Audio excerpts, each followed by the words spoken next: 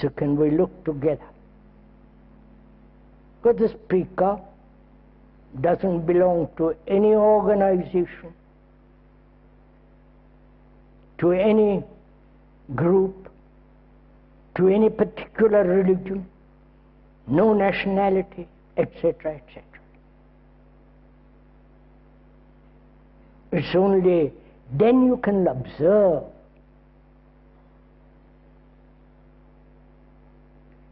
if you have learnt a great deal, accumulated a great deal of knowledge from books, from experience and so on, your mind has already been filled.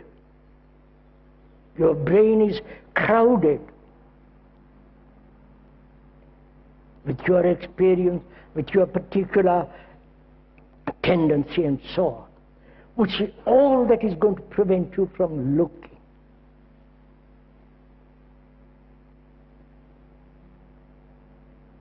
Can we be free of all that to look? To look at is what is happening actually in the world. That is the criteria. The terror, all that. The terrible religious sectarian divisions. One guru opposed to another idiotic guru. Vanity behind all that. The power, the position, the wealth of these gurus is appalling. Now, look at it.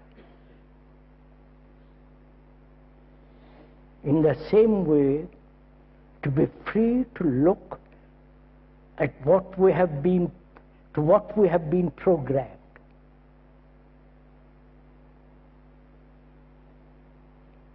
If you are an engineer,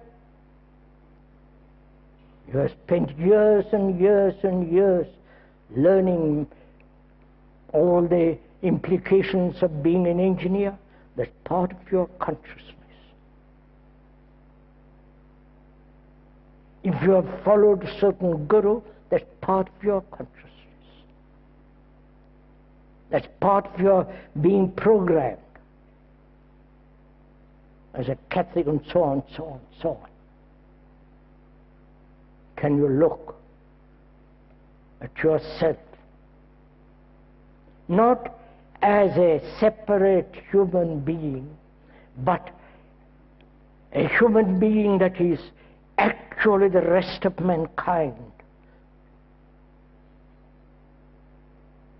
To have such a feeling means that you have tremendous love for human beings.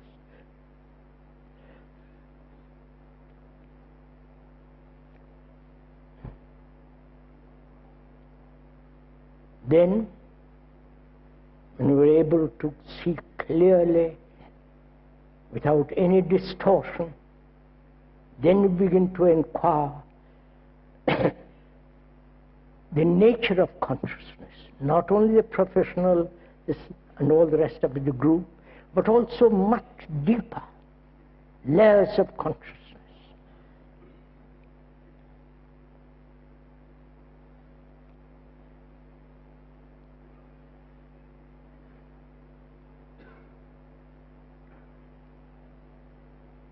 We have to inquire the whole movement of thought. Because thought is responsible for all the content of consciousness. Whether it is deeper layers of consciousness or the superficial layers, all the content, the professional, the group, the particular religious program, all that is the movement of thought. Right?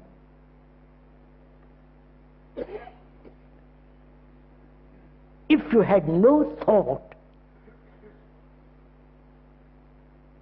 there would be no fear. no sense of pleasure, no time, thought is responsible. Right? Not only responsible for the beauty of the marvelous cathedral,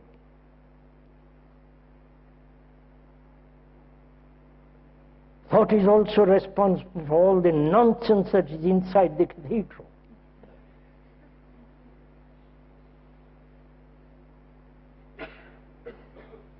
All the great paintings, the poems, the music, all that is the activity of thought, perceiving the sound, hearing the marvelous sound, and transmitting it on paper.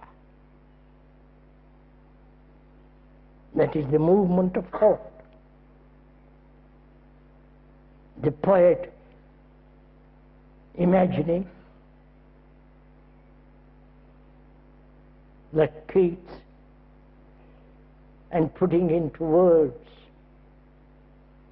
the many odes of, the marvelous odes of Keats.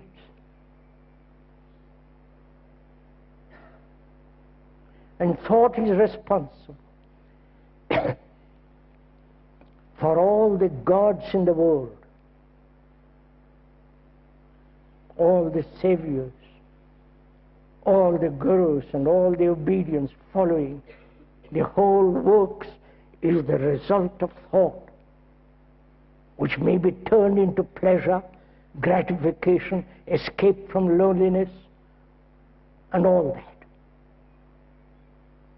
Thought is the common factor of all mankind. The poorest villager in India or in the Asiatic world thinks as the businessman, the chief executive thinks, as the religious head thinks. That's a common, everyday fact. That's the ground on which all human beings stand.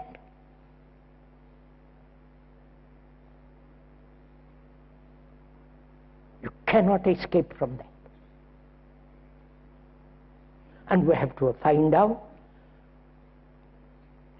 whether thought not only has brought about great things in the world, like surgery, communication, satellites, what technologically it has done in the world.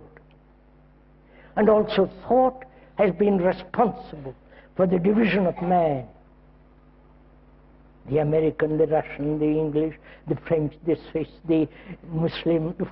Thought has been responsible for the division of man. Thought has been responsible for the division of all religions. Right? Obviously. If there was no thought, there would be no religions as organized now. Baptism, all that stuff. So thought has done marvelous things to help man, but also thought has brought about great destruction.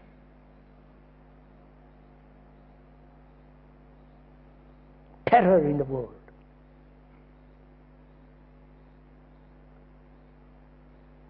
So we have to understand the nature and the movement of thought.